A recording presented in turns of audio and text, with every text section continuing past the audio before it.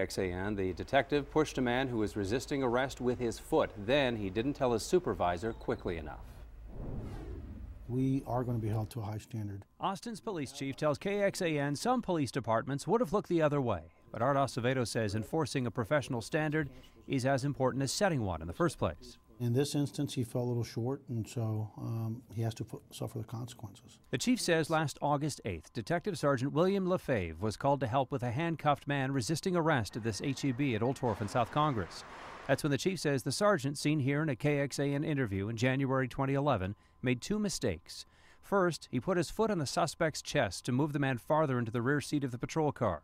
In this case, that went against the department's policy on responding to resistance. It says while officers may find it more effective to improvise their response to rapidly unfolding conditions, the use of any improvised device or method, it says, must still be objectively reasonable and used only to the extent which reasonably appears necessary.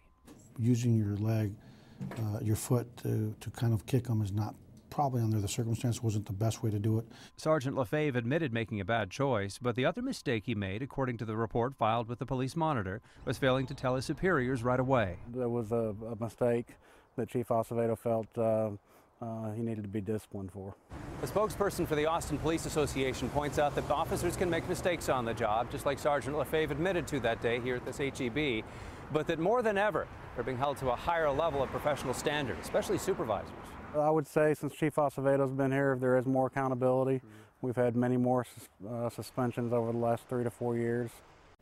And as of last Friday, Sergeant Lefebvre is now a detective corporal and can return to work March 18th.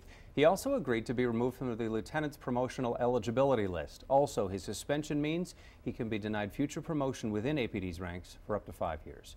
Looking in depth now, we asked Austin PD about how many of these suspensions they've handed out in the past year. Here's a breakdown of all the suspensions related to force that they sent us back. 5 officers were suspended in all. 3 of those were indefinite suspensions. This included an officer arrested in his own home accused of assaulting and injuring a family member.